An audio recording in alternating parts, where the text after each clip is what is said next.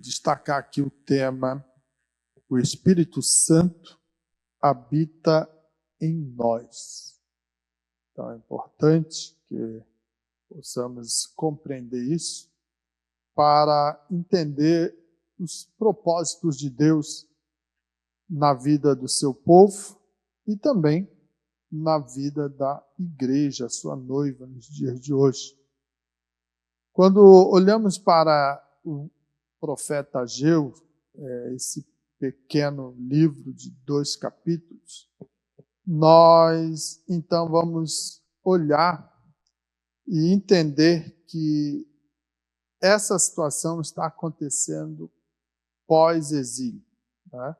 O povo de Israel estava retornando do exílio babilônico e estava enfrentando desafios ao construir o templo. Então você vai ver que no retorno da Babilônia, depois de 70 anos, está vindo para Jerusalém aproximadamente 50 mil judeus, de mais ou menos 1 milhão de judeus que ficaram em Babilônia. 50 mil retornou somente. Por quê? Devido à situação de bem-estar que eles estavam lá na Babilônia. Já estavam enriquecidos, né? Porque Babilônia ela era uma cidade fortificada, estava estrategicamente na rota comercial, então tinha muita prosperidade. E aí, diante do decreto do rei Ciro, ele volta, né? O grupo volta para Jerusalém com a proposta de reerguer, né, o templo e retomar o ritmo de uma Jerusalém desolada. Ela estava totalmente assim destruída, pois a própria Babilônia, né, ela destruiu tudo. E agora, então, eles voltam para reconstruir. Então, você pensa a situação de um povo que sai da bênção e da prosperidade e vai para a sua terra. A maior parte desses que voltaram eram pessoas que nasceram ali na Babilônia, né? E nunca tinham vindo para Jerusalém, nem conhecia a sua terra.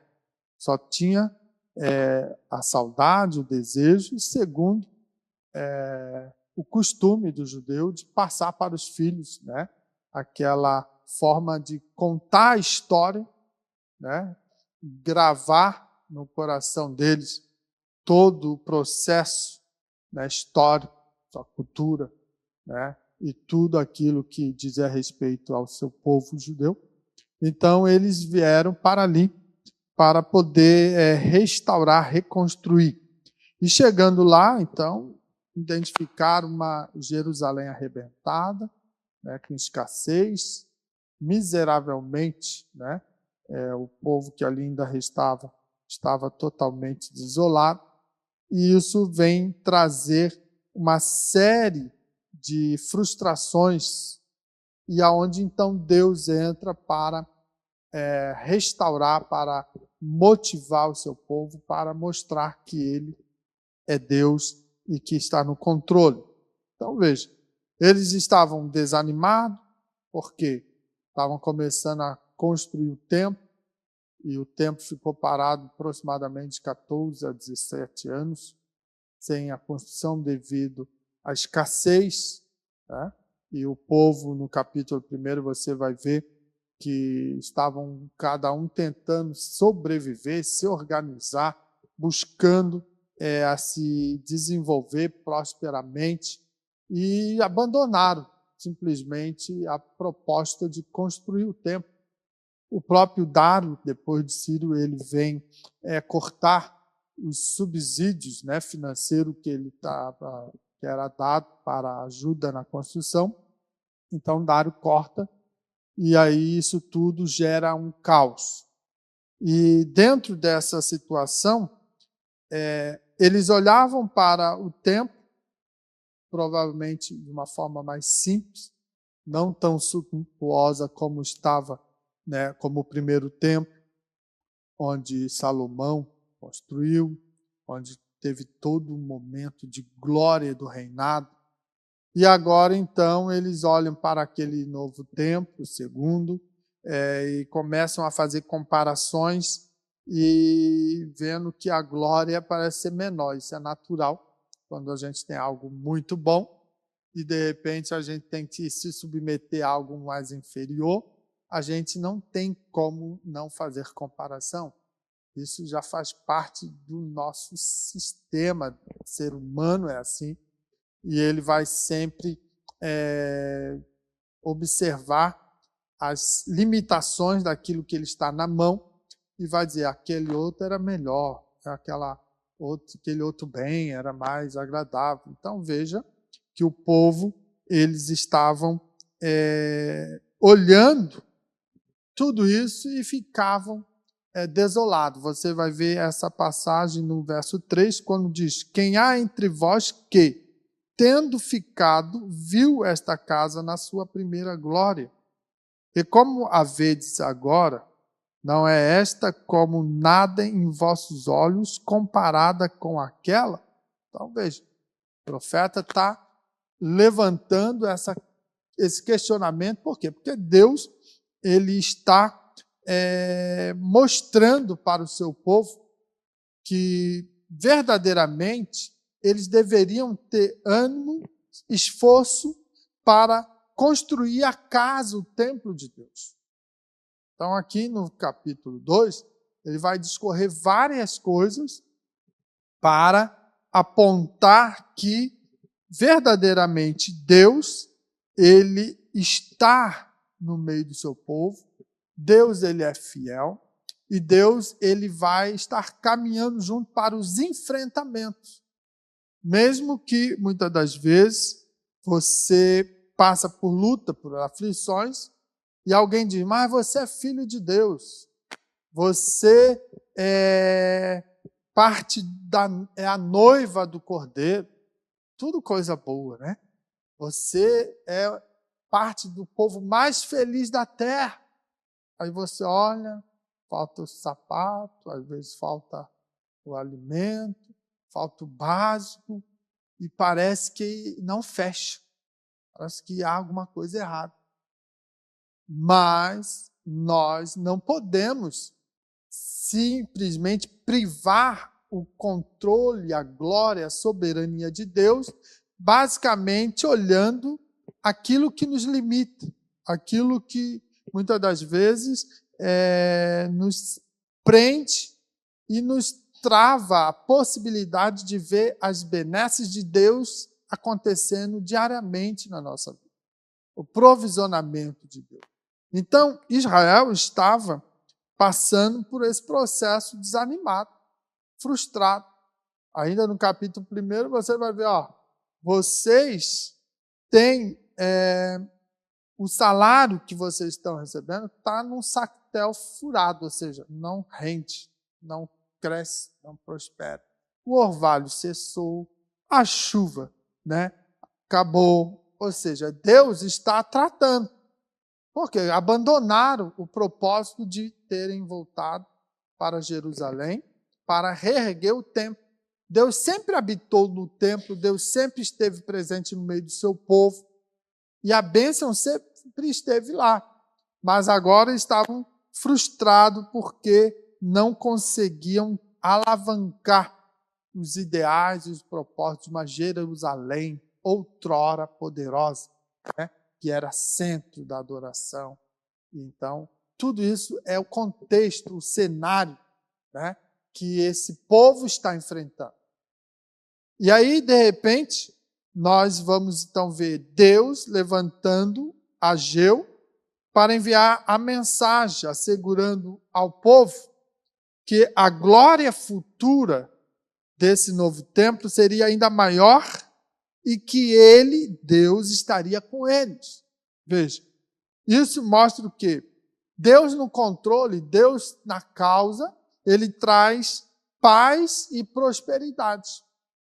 Então é importante nós compreendermos isso e sabermos enfrentar as adversidades. Então, veja, é um texto que vai trabalhar uma poderosa metáfora, né, daquilo que estava acontecendo e aquilo que apontava para um futuro, onde Deus estaria habitando, não mais em templo de pedra, mas dentro do seu povo por meio do Espírito Santo. Por isso que nós colocamos na base, né, da estrutura desse texto, Ageu 2:9, o Espírito Santo habita em nós. Esse seria o tema para nós discorrermos. E aí nós entramos no primeiro tópico, que vai falar do seguinte: o Espírito Santo como consolador e guia. Então, veja, é muito importante nós olharmos esses propósitos de Deus através do Espírito Santo para os dias atuais.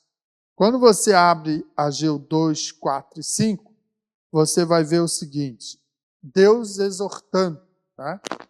Agora, pois, esforça-te, Zorobabel, diz o Senhor, e esforça-te, Josué, filho de Josadaque, sumo sacerdote, e esforçai-vos todo o povo da terra, diz o Senhor, e trabalhai, porque eu sou convosco, diz o Senhor dos Exércitos, segundo a palavra que concertei convosco quando saíste do Egito, e o meu espírito habitava no meio de vós, não temais. Então veja como é interessante a gente compreender isso. Por quê? Porque verdadeiramente nós, entendendo os propósitos de Deus, nós vamos saber ser conduzidos diante das crises que temos que enfrentar. Toda e qualquer adversidade que você enfrenta, isso traz o quê? Crescimento. Isso revela para você uma maturidade a mais. Ah, mas está doendo, está difícil. Sim, mas você está se desenvolvendo. Eu lembro, quando criança, e em fase de crescimento, eu sentia os ossos doer. Todo mundo que está crescendo sente. A gente, às vezes, sonhava à noite, né, que estava, parece que, desenvolvendo, crescendo e dores. Por quê? Pelo fato do processo, né, natural, né, da fisiologia humana. Então, veja, isso nos remete o quê? Que essa dor faz com que também venhamos amadurecer. Então, às vezes, você está numa crise, está num momento difícil da sua jornada, isso te traz dor. Né? Não uma dor de repente, meus ossos, meus músculos, né? A minha carne, não, mas às vezes aquela questão de uma aflição, de uma angústia, né? Que você sofre, que você está encarando. Isso tudo é terrível. Mas o fato de isso estar acontecendo traz a uma reflexão na sua vida, a ponto de você também compreender todo esse processo e sair lá na frente muito mais maduro, né? Muito mais estruturado para uma outra situação que possa advir. Então, veja, diante dessa situação, Deus está falando: esforça-te, Zorobabel, que era o príncipe, né, vinha da linhagem davídica. Então, assim, Deus está trazendo para reatar em Jerusalém o trono de Davi. Então, Deus fez uma promessa. Deus, então, está trazendo o príncipe Zorobabel, juntamente com o sumo sacerdote Josué, para que pudesse dar continuidade a um projeto. Entendeu? Talvez alguém pense: acabou tudo. Jerusalém desolado. O reino do norte foi para a Síria, cativeiro. O reino do sul, Babilônia. Não tem mais nada, só tem ali, né, destroços. Naquilo que às vezes o homem não enxerga, possibilidade, Deus mostra que Ele é Deus. E Ele vai trabalhar. Então, Ele vai recompor. Isso tudo, irmão, levou tempo. Entende? Hoje você vai em Jerusalém, você vê a potência, né? A prosperidade. Tudo o que estava nas promessas de Deus, né? Você vai descobrir como foi Deus fiel em cumprir. Você enxerga hoje. Mas naquele tempo esse povo estava sofrendo. Estavam desanimados. Agora, o Espírito Santo é o Consolador e aquele que guia. E ele estava no meio de vós, porque havia um concerto de Deus com o seu povo.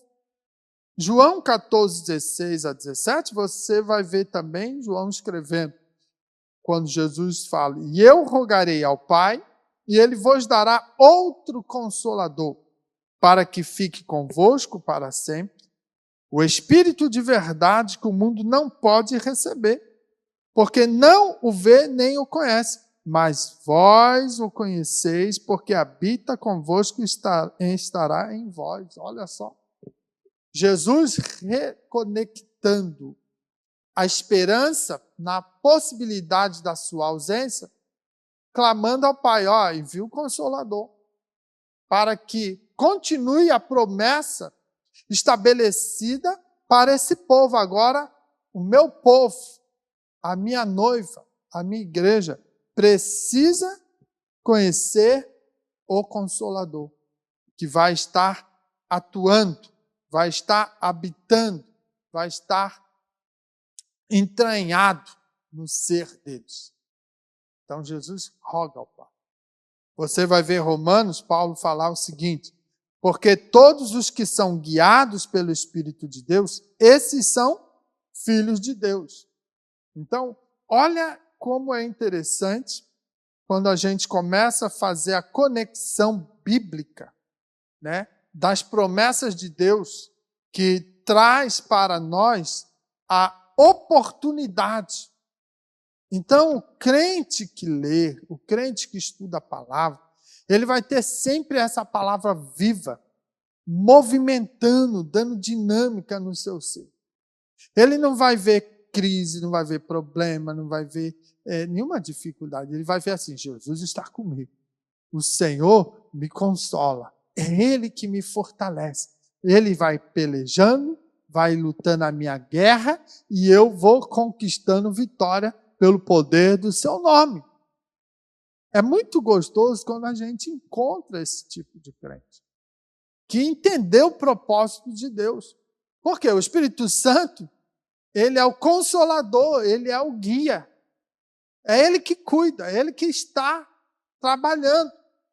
Então, é importante, irmãos, a gente compreender isso. Então, veja, no capítulo 2 de Ageu, você vai ver Deus confortando o povo, dizendo que o seu Espírito está com eles.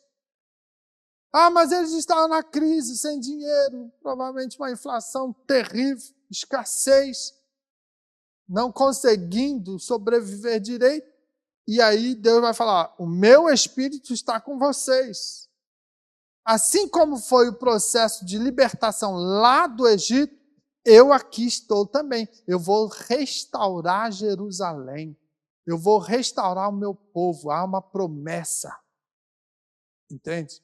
Então, nesse capítulo 2 de Ageu, você vai ver Deus confortando o povo e exigindo o seguinte, se esforce. Olha como é interessante. Você precisa também se esforçar. Você precisa fazer a sua parte. Deus estará abençoando e ajudando. Mas você precisa também. Não pode, vou cruzar o braço, vou me entregar, Deus me abandonou. Não. Isso aí não provém de Deus. Esforça-te e tem bom ânimo. É a palavra, né, imperativa para que você seja vitorioso. Então, veja, no Novo Testamento, o próprio Jesus prometeu o Espírito Santo como o quê? Consolador. É Ele que vai consolar, é Ele que vai te guiar, né? E estará sempre presente com você. Estarei convosco todos os dias até a consumação dos séculos. Lá em Mateus. É Ele. E isso é real. Isso é verdadeiro. Então, como o povo de Israel estava, e dificuldade, precisava confiar na presença de Deus durante a reconstrução do templo, nós também devemos confiar no Senhor, no Espírito Santo, como Consolador e nosso guia. É fundamental compreendermos isso. E os dias de hoje, como proceder? Se o Espírito Santo é Consolador, enviado de Jesus para habitar em nós, então, nos momentos de crise, desafios, conflitos, seja lá qual for a tua adversidade, assim como o povo de Israel, eles enfrentaram, nós devemos lembrar que o Senhor está conosco e não vamos estar sozinhos. Nós vamos ser vencedores. Por quê? Porque o Espírito de Deus, irmão, ele vai nos fortalecer sempre. Ele sempre vai estar ali te renovando, te fortalecendo, te guiando nas áreas da sua vida.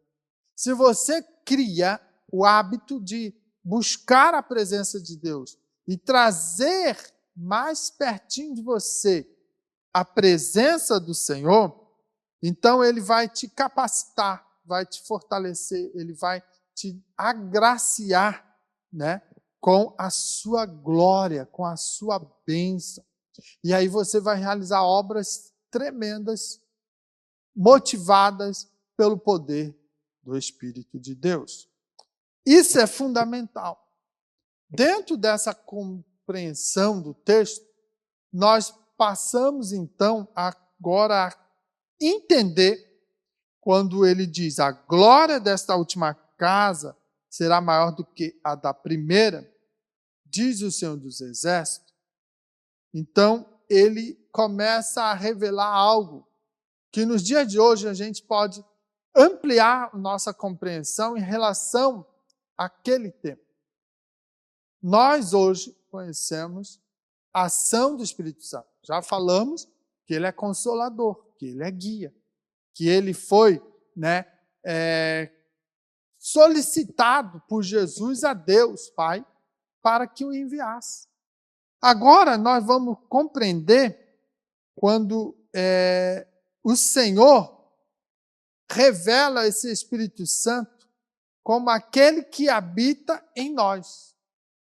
Ele está habitando no templo que nós somos esse templo. Quer ver? Diz aqui, 1 Coríntios 6:19, quando Paulo vai falar: ou não sabeis que o vosso corpo é templo do Espírito Santo, que habita em vós, proveniente de Deus, e que não sois de vós mesmos. Então veja, não sabeis que o vosso corpo é templo do Espírito Santo? Então veja, se você é templo, ele habita em você. Ele precisa estar habitando para cumprir essa palavra. Ah, pastor, mas eu não sinto, eu acho que o Espírito Santo foi dar uma voltinha, errou o caminho, quebrou o GPS dele e não achou mais o caminho de volta. Isso aí não é problema do Espírito Santo. Isso aí é você que tem que rever como é que está o teu altar, como é que está o teu templo. Porque a única coisa que afasta o Espírito Santo do templo que ele precisa habitar é nós mesmos. Quando nós rompemos, quando nós desobedecemos, quando nós nos rebelamos contra Deus, quando nós não guardamos seus mandamentos, quando nós verdadeiramente achamos que somos superiores. Quando pecamos, nós cortamos. Então, expulsamos o Espírito Santo. Você vai ver lá em Ezequiel, quando Deus mostra e revela a glória de Deus saindo. Olha lá, Ezequiel, a glória está saindo. Ela para na porta, depois vai e sobe nas alturas da montanha lá e foi embora a glória. Por quê? Porque Israel estava vivendo uma decadência moral, espiritual. Estavam no pecado e Deus não habita no ambiente de pecado. Então, essa é a única condição quando nós perdemos o Espírito Santo. Ele vai interceder por nós? Vai, mas ele não consegue mais habitar num coração que está em pecado. Entende? Há separação. Ainda em Efésios 1:13 diz assim, em quem também vós estáis, depois que ouviste a palavra da verdade, o evangelho da vossa salvação, e tendo nele também crido, foste selado com o Espírito Santo da promessa. Então, é promessa de Deus que ele habite em nós. Então, há uma responsabilidade que cabe a nós cuidar desse templo. Deixar ele limpinho, santificado, para que o Espírito Santo interaja. E nesse processo, ele vai trabalhando em nossa vida constantemente. Nós vamos descobrindo como é bom servir a Deus, como é importante ter a alegria de estar na presença de Deus. Isso é comunicado pelo Espírito Santo, que ele estreita essa relação. Então veja, quando Ageu, mostra que Deus está prometendo que a glória do novo templo seria maior do que a do antigo, ele está se referindo à revelação futura, ainda que mais grandiosa, o Espírito Santo não habitaria mais em um templo de pedra, forjado por mãos, mas em cada crente. Isso eles não entenderam, não compreenderam totalmente. Mas aí nós podemos ver no ensino do Novo Testamento que o Espírito Santo está fazendo morada. A partir do projeto da cruz, quando eu reconheço que Jesus morre pelos meus pecados, ressuscita e vai aos céus, estabelece, verdadeiramente a consumação do projeto salvífico, eu crendo, confessando, eu passo a compreender e a sentir que ele vem habitar em meu ser. Então, o Espírito Santo, ele vai habitar, sim, verdadeiramente em meu ser. Trabalhando aqui, eu fiz uma escrita aqui, para nós compreender sobre o significado teológico da glória da última casa. Então, veja, a glória que Deus promete no versículo vai além de riqueza material ou grandiosidade arquitetônica, porque eles estavam presos, aqueles que ficaram e conheceram a glória do primeiro templo, fazendo a comparação, achando assim, esse aí não tem muita graça, esse templo está meio fajutinho, está muito simples. Como Deus vai habitar aí? Entende? Então, essa relação, essa comparação, então veja, dentro do contexto bíblico, a glória de Deus refere-se à manifestação de sua presença. O primeiro templo teve isso. Quando então foi construído por Salomão, está lá em 1 Reis 8, 10 e 11, e a presença manifesta de Deus encheu o templo, a Shekinah de Deus desceu. E aí, toda a glória do Senhor encheu aquela casa, foi maravilhoso.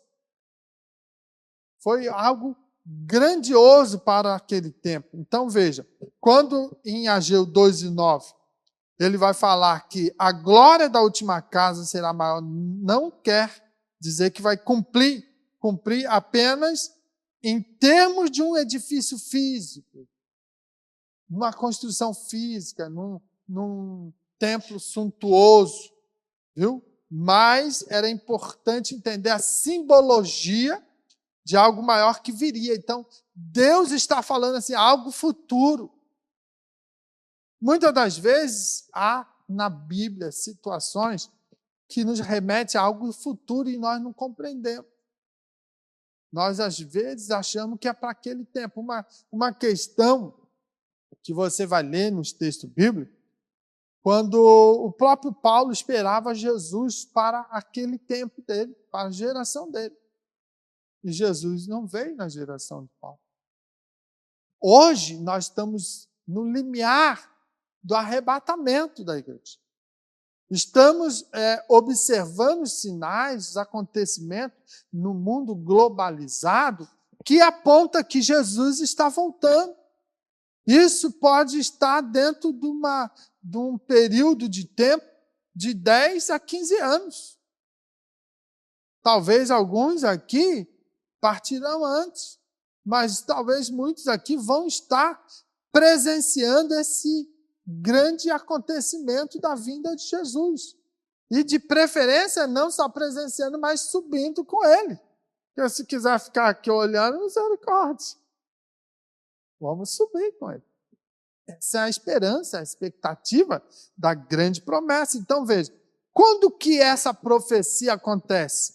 Você vai ver, né, teologicamente, com a vinda de Jesus, né, que veio a descida do Espírito Santo. Então, você vai ver que, no segundo tempo, a glória mais prometida se cumpre plenamente com a chegada de Jesus, o próprio Filho de Deus. Você vai ver ele fisicamente, quando entrou para ensinar no segundo tempo, está lá em Lucas, no capítulo 2, 46 a 49. Você vai ver aquela passagem quando diz que os pais de Jesus estavam voltando para cá depois do recenseamento, e aí notaram que Jesus não estava. E aí, cadê Jesus? E voltam para buscá-lo e encontram ele lá no templo, ensinando no meio dos doutores. Ali já é Jesus, ou seja, a glória, ou seja, a presença dele, que é gloriosamente poderosa, né? Majestosa, ele lá no templo. Então, assim, a glória é maior, porque agora eles estão experimentando aquele que era a promessa. Quando Jesus vai de encontro lá em João 2, do 14 a 16, que expulsa aqueles vendedores, né, que estavam no templo negociando, e ele bota aquela turma para correr. Então ele diz, aqui é a casa do meu pai. Aqui não é lugar para estar fazendo negócios, comércio. Aqui é casa de oração. Aqui é para a presença, a glória de Deus. Então veja, tudo isso é cumprimento, né, da glória de Deus, na personificação de quem? De Jesus. Então veja, João 1,14 diz, e o Verbo se fez carne e habitou entre nós, cheio de graça e de verdade, e vimos a sua glória como a glória do unigênito do Pai. Então, o fato de o Filho de Deus ter caminhado, ministrado no tempo, faz com que essa glória seja imensuravelmente maior do que a glória vista no templo de Salomão. Agora estão, de fato, presenciando a glória personificada em Cristo. Interessante isso. Quantas das vezes a gente reduz a glória de Deus num culto às alegres, né?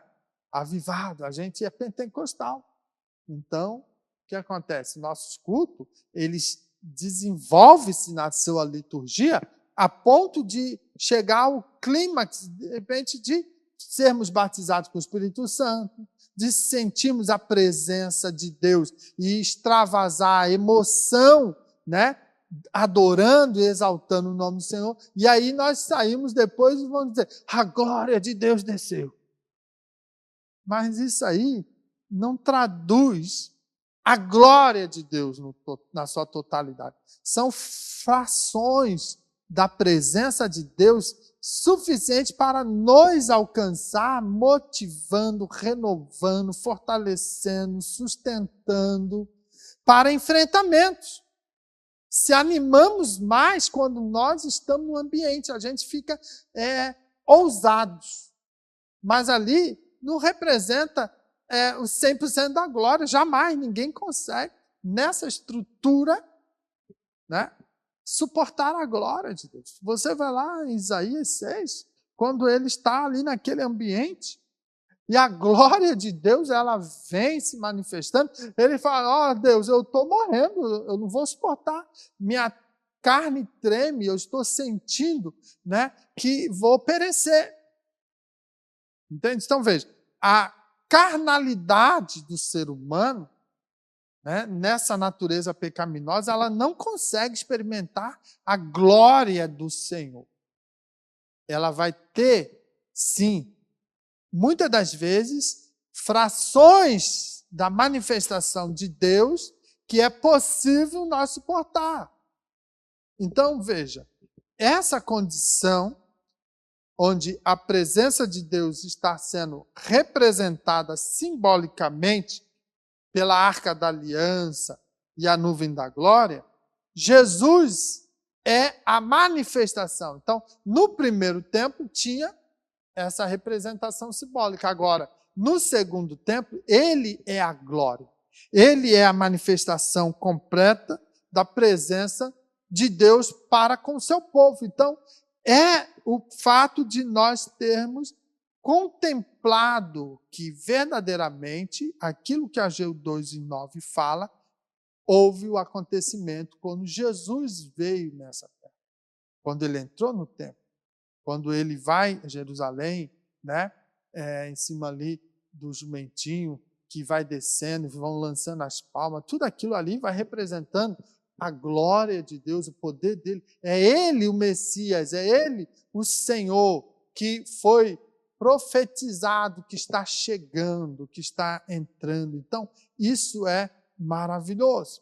Mas, para os nossos dias, a gente vai ver outro aspecto desse cumprimento que vai ocorrer aonde? Lá em Atos 2, de 1 a 4, né? No dia do Pentecostes, quando o Espírito Santo ele desce sobre os discípulos lá em Jerusalém. Ali naquele momento, dá início uma nova era, podemos dizer, o início da igreja.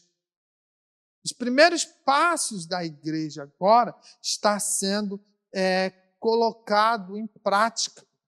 Então, veja, Deus vai deixar de habitar em templo físico por mãos humanas e passa a habitar dentro de cada crente, dentro daquele que crê que o Senhor Jesus é o Filho de Deus, que confessa os seus pecados, reconhecendo suas misérias e declara que Jesus é o seu Salvador. A partir desse momento, nós passamos a ser regenerado. O templo, esse ser passa a ser limpo, purificado, e aí habita o Espírito Santo em nosso coração. Paulo fala em 1 Coríntios 6,19. Ou não sabeis que o vosso corpo é templo do Espírito Santo que habita em vós. Quando nós aceitamos a Jesus e confessamos Ele, o Espírito Santo vem sobre nós. Não é o batismo com o Espírito Santo. Entende? Você já tem o Espírito Santo. Entende? Quando o Espírito Santo vem no dia do Pentecostes, desce, então ele desce, né, como um vento impetuoso e enche a casa, e como línguas repartidas de fogo, ela vai tomando aquele povo e cada um falava, né, segundo a língua, e muitos ali entendiam que Jerusalém estava em festa. E muitas representações de nações que ali estavam ouviam, às vezes, falar na língua deles, ou seja, o mover do poder do Espírito Santo, a glória de Deus encheu a casa. E enchendo a casa, fez o quê? O batismo, ou seja, o movimento do Espírito Santo. Então, hoje, nós, cristãos, que aceitamos a Jesus, nós recebemos o Espírito Santo, ele vai habitar. Mas, ao buscar mais do Espírito Santo, nós podemos ser batizados no poder do Espírito Santo, batizado com fogo. E aí nós também passamos a expressar as línguas estranhas que a gente diz. Algumas denominações, dentro da sua compreensão doutrinária, não creem nisso. Mas nós, à luz da palavra, cremos e presenciamos esse acontecimento acontecendo nos dias de hoje na nossa vida. Então, veja, aqui a última casa não é apenas o templo físico de Jerusalém, mas sim o corpo de Cristo, a igreja, olha só, a igreja, onde o Espírito Santo habita. Essa é a glória superior que Deus prometeu. Uma glória que não está limitada a um único local ou estrutura, mas que se estende a todos os crentes em todo o mundo. Veja a abrangência disso. Antes, para você ver a glória de Jerusalém, você tinha que ir a Jerusalém. Com o advento de Cristo, morrendo na cruz do Calvário e abrindo as multipossibilidades, hoje nós no Brasil temos a presença do Espírito Santo que habita em nós. Hoje nos Estados Unidos temos a presença do Espírito Santo que habita neles, e temos na Europa, ou seja, em todos os 4 cantos do mundo, do globo, tem a presença do Espírito Santo que pode habitar no coração daquele que crê. Então, essa condição retrata que agora o Espírito Santo habita no templo que é a igreja, o corpo de Cristo. Então, essa glória, ela é maior do que a primeira, que estava debaixo de simbolismo, onde tinha a Arca da Aliança, né? Onde tinha toda uma simbologia, mas agora a gente tem a presença viva do Espírito Santo, que é o Consolador, o guia fiel, que habita em nosso ser e que nos ajuda a vencer cada dia. E para fazer o fechamento, a gente pode também, em Ageu 2:8-9, ver o seguinte, quando ele fala, minha é a prata e meu é o ouro, disse o Senhor dos Exércitos. A glória dessa última casa será maior do que a da primeira, diz o Senhor dos Exércitos, e nesse lugar darei a paz, diz o Senhor dos Exércitos. Em Atos 1:8, vai dizer, mas recebereis a virtude do Espírito Santo, que há de vir sobre vós, e ser-me-eis testemunha tanto em Jerusalém como em toda a Judeia e Samaria, e até os confins da terra. E em Coríntios 12:7, Paulo diz, mas a manifestação do Espírito é dada a cada um para o que for útil. Dentro dessa compreensão textual, nós vamos compreender o seguinte, o Espírito Santo nos capacita para uma missão. Ah, pastor, eu não entendi. Ó, você vê. O Espírito Santo, ele é consolador e guia. O Espírito Santo habita em nós. E o Espírito Santo não está aí morando no seu coração para dizer assim, eu não tinha outro lugar para ficar pousando, então eu resolvi. Não, ele tem propósito. E um dos propósitos dele é capacitar você para uma gloriosa obra de Deus. A missão de anunciar as boas novas de salvação. Ou você aceitou Jesus só para ficar aí bonitão aí? Não. Você tem um propósito. Ide por todo mundo, pregar o evangelho a toda criatura.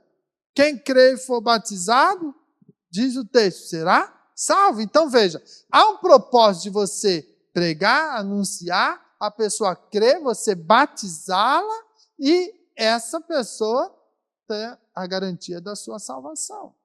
Então, dentro dessa composição, nós podemos compreender que Deus está prometendo, primeiramente ali no verso que nós lemos de Ageu 2:8-9, minha é a prata, meu é o ouro.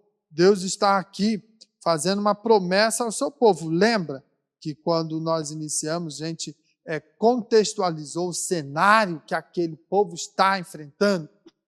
Estavam abandonando a construção do templo, estavam envolvidos nos seus afazeres, eu preciso sobreviver, eu preciso ganhar dinheiro, eu preciso construir a minha casa, eu preciso desenvolver-me e e prosperar, deixa a casa de Deus um pouquinho de lado, né? Quem quiser que vá lá resolver a situação, mas eu vou cuidar do meu roçado. E aí Deus falou assim, eu vou fechar as portas do céu, não vai descer o sereno, não vai descer a chuva, né? Tudo que você colhe, o teu salário é como num saquetel furado, ou seja, não rende, não prospera, né? A agricultura não vai dar bom, vai dar tudo errado. Vou ferrar vocês porque estão me abandonando. De certa forma é isso. Vou pesar a mão. Eu trouxe vocês para cá para algo maior. E vocês estão botando em prioridade os interesses próprios. É diferente dos dias de hoje? Responde para você aí. Vamos lá. Aí o que Deus fala? Se vocês fizerem aquilo que é preciso fazer, cuidar da minha casa, preparar, organizar, tudo direitinho, eu vou dar a vocês a bênção da prosperidade. E aí ele fala no verso 8, minha é a prata e meu é o ouro, diz o Senhor dos Exércitos. Então Deus promete prosperidade e uma glória futura maior que a anterior. Olha que Deus bondoso. Faz para mim que eu vou fazer para você. E isso tudo vai acontecendo, não é diferente nos dias de hoje. Hoje nós podemos ver quando nós se envolvemos, quando nós nos doamos na obra do Senhor, Deus supre, irmão. Deus não deixa faltar nada. Pastor, mas eu não fiquei milionário. Qual é o propósito de Deus para a tua vida? É para você ser milionário? Será que você entendeu? Não é isso. O propósito de Deus na sua vida é céu, é eternidade. Agora, Ele supre aqui. Se você tiver a sabedoria de administrar o pouco que você ganha, que Deus te dá, você pode enriquecer. Pode. Não é pecado. Jamais. Deus quer abençoar o seu povo prosperamente para que esse povo abençoe a obra dele e ela cresça, se desenvolva. Mas, às vezes, nós ficamos fechados somente nos interesses próprios e esquecemos daquilo que fomos chamados.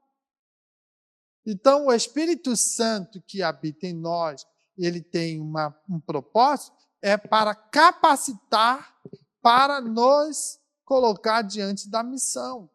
Então, veja que é importante nós compreender todo esse projeto divino na nossa vida e entender que, sendo templo, temos o Espírito Santo habitando em nós, então nós precisamos produzir. Precisamos alcançar aqueles que ainda não compreenderam o chamado de Deus. Não é à toa que o Espírito Santo habita no seu ser. Ele tem que estar aí aquecendo aí a caldeira, para que ela funcione, para que ela avance. Não pode ficar aquele crente deprimido, estou pobrezinho. O discurso dele é só para baixo.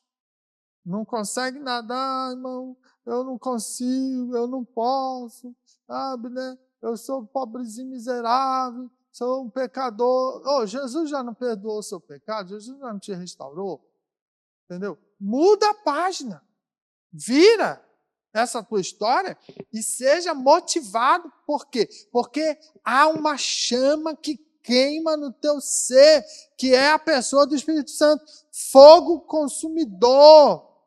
Ele está ali consumindo tudo aquilo que não presta, aquilo que não é interessante para o seu coração, para a sua vida. Ele vai destruir, tirar e vai purificar para você ser cada vez mais santo, santificado, atuante, ousado.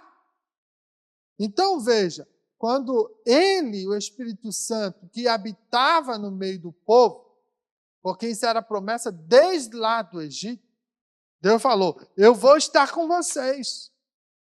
Eu vou estar com o meu Espírito trabalhando no meio de vós. É o que sustentou Israel, é o que fortaleceu Israel em momentos difíceis.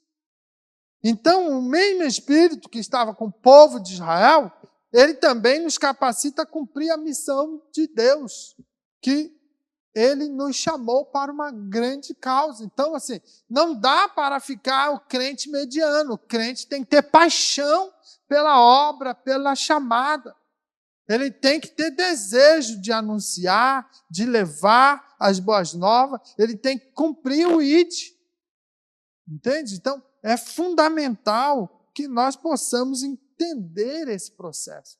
Não espere pelo outro, faça você.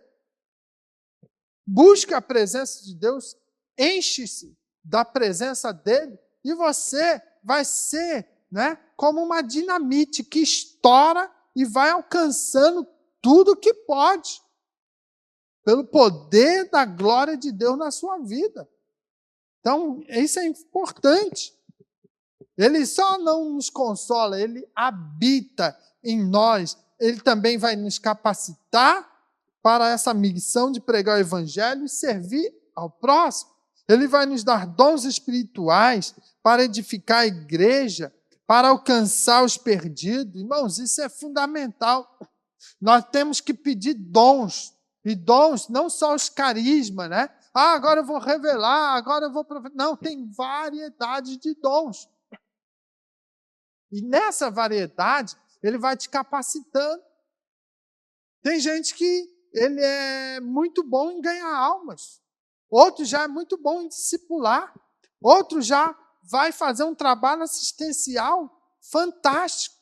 Outro vai fazer a zeladoria da obra, do templo. Então, veja, tudo são dons que Deus concede ao homem para ser desenvolvido no reino. Então, ele nos capacita. Ele também nos enche do Espírito Santo para que haja eficácia no cumprimento dessa missão. Não adianta, eu quero ir para a obra missionária e não ora, não lê Bíblia, não busca a presença, não é nem batizado com o Espírito Santo, vai fazer o que lá? Primeiro problema já, espera para quem te quer, sai correndo. Irmãos, ser cheio do Espírito Santo é enfrentar os Golias dessa terra, é superar as barreiras, é transpassar as dificuldades com ousadia, com graça, com unção, para poder estar proclamando aquilo que é o reino do Senhor. Ele vai um dia chegar e vai dizer, presta conta aí do que eu te dei e o que você fez. E aí? Entende? E o perigo agora não tem mais volta.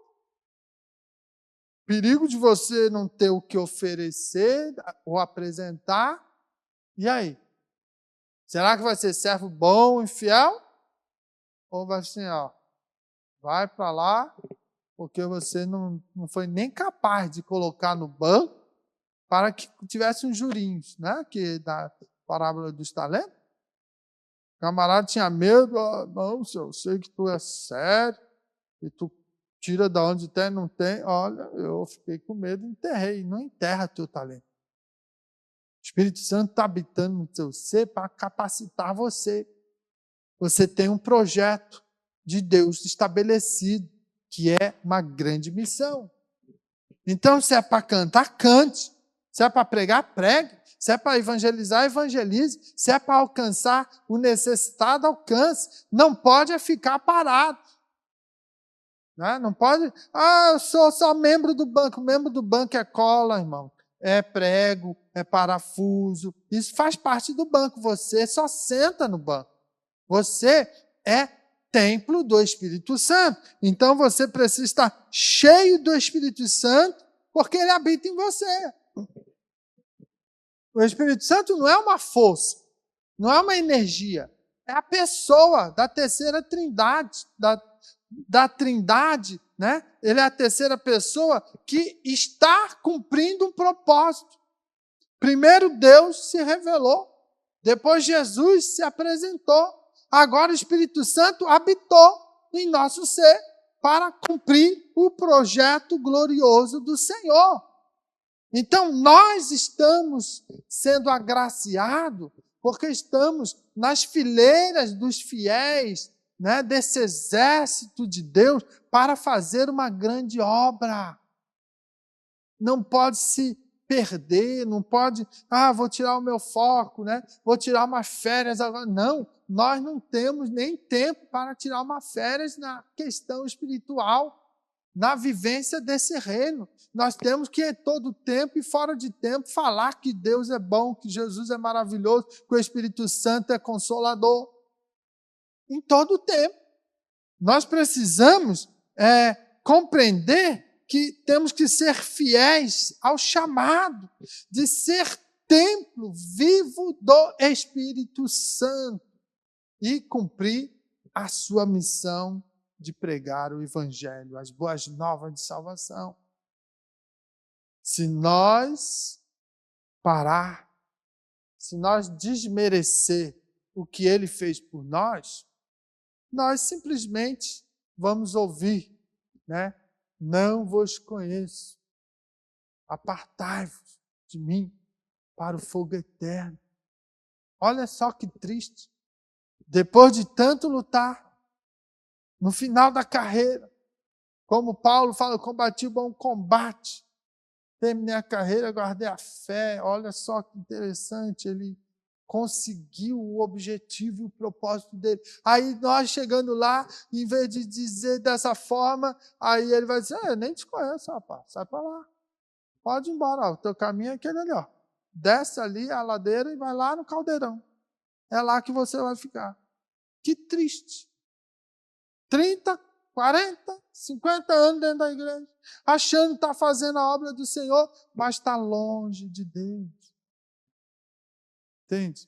Então nós precisamos estar todos os dias fazendo reflexão da nossa vida, da nossa comunhão, experimentando a presença dEle, a glória que está com Ele, se está habitando no nosso ser, se ela é real, se ela é verdadeira, se ela ainda te dá ousadia, se ela ainda faz você crescer na presença dEle e se tornar um gigante diante de um problema que possa surgir.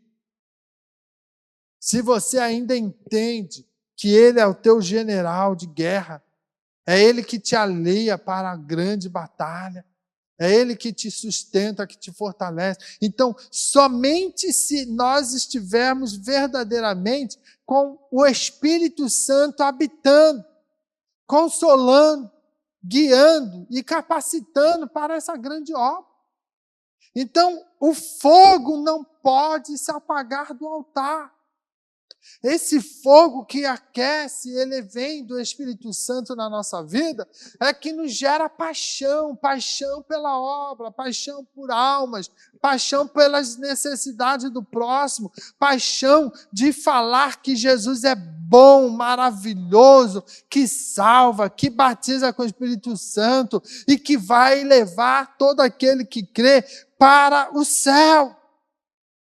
Então devemos estar vivendo ou respondendo essa realidade de uma maneira, né, de estarmos sendo guiados, consolados, né, e se dedicando cada vez mais para se capacitar. É Ele que capacita, é Ele que te estrutura, é Ele que te fortalece e é Ele que direciona a sua vida. Então, entrega o teu caminho ao Senhor, confia nele e o mais tudo Ele fará.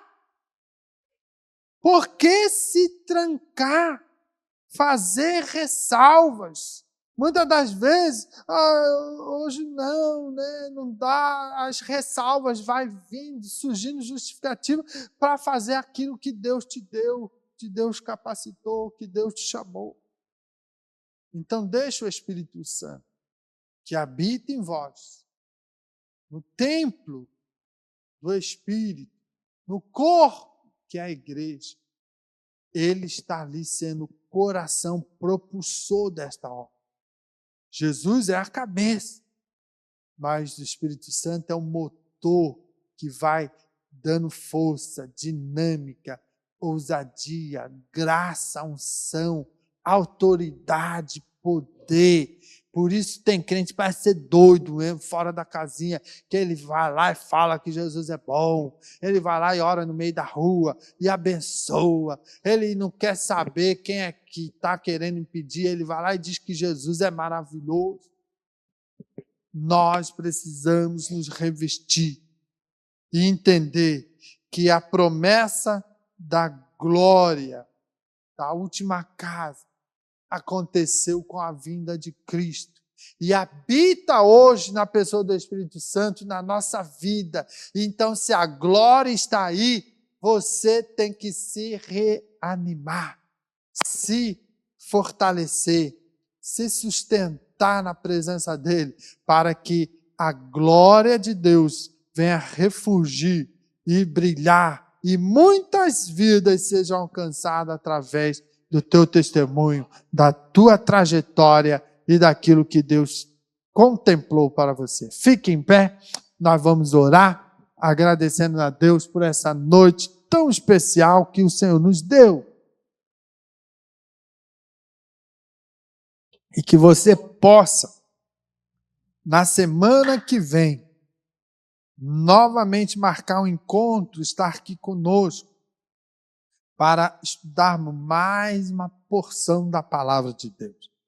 Coloca a mão sobre o seu coração e começa a orar, a buscar a presença do Senhor e deixa que o Espírito Santo que habita em seu ser, ele começa a aquecer esse teu coração, ele começa a bombardear esse coração e ele não venha a ser endurecido, mas seja um coração aberto, sincero, na presença do Senhor. E sim, você começa a sentir a presença e a glória do Todo-Poderoso, Pai eterno, Deus de bondade, Deus das grandes misericórdias, diante de Ti estamos. E mais uma vez, Senhor, estamos a profetizar a Tua palavra aos corações. A Tua palavra, ela é fiel, ela é verdadeira, e há promessas imensuráveis aqui na Tua palavra, que precisam ser, ó Deus, verdadeiramente proclamada aos corações, e que Tu possa, Pai, entrar de maneira especial nos corações hoje, aquecendo esses corações, acende a chama, Senhor, venha dar ousadia, venha dar paixão por almas, Senhor, a Tua igreja, venha fortalecê-la, venha guardá-la, cuidando em todo o tempo, e que haja o mover do Teu Espírito. Se somos templo, Senhor, precisamos receber mais e mais do Teu Espírito em nossos dias maus, dias difíceis, que só podem ser superados pela presença do Senhor. Então nessa noite vai renovando a alegria, vai renovando e fortalecendo corações, vai levantando homens, mulheres cheios, Pai, do Teu Espírito, cheio da ousadia, da graça, da unção, para que possam levantar vozes, Senhor, imperiosas, para proclamar e dizer que Tu és Senhor, que Tu estás voltando, que Tu vais buscar a Tua noiva. Deus, em nome de Jesus, proclamamos bênção, proclamamos vitória, porque Tu és aquele que fortalece, Tu és aquele que sustenta, e nessa noite vai visitando, Pai, o coração dos Teus filhos, vai bombardeando, tirando todo embaraço, toda dúvida, toda, Senhor, hesitação agora, pelo poder do nome de Jesus. Calamancho menegalava súbia, oh eterno Deus, maravilhoso é o Teu nome, que haja, Senhor, a chama ardendo, que haja o mover do Teu Espírito, que haja o trabalhar, aonde essa palavra possa estar chegando, vai de encontro com corações, com vidas, Senhor, que estão secas no deserto, ó Pai, ardil, oh eterno Pai, vai visitando, vai entrando como águas, renovando, movimentando, Senhor, em nome de Jesus, cura a enfermidade, restaura, a força do cansado, abençoa, Pai, e levanta o caído e oprimido, em nome de Jesus, agradecemos em tudo, amém, Jesus.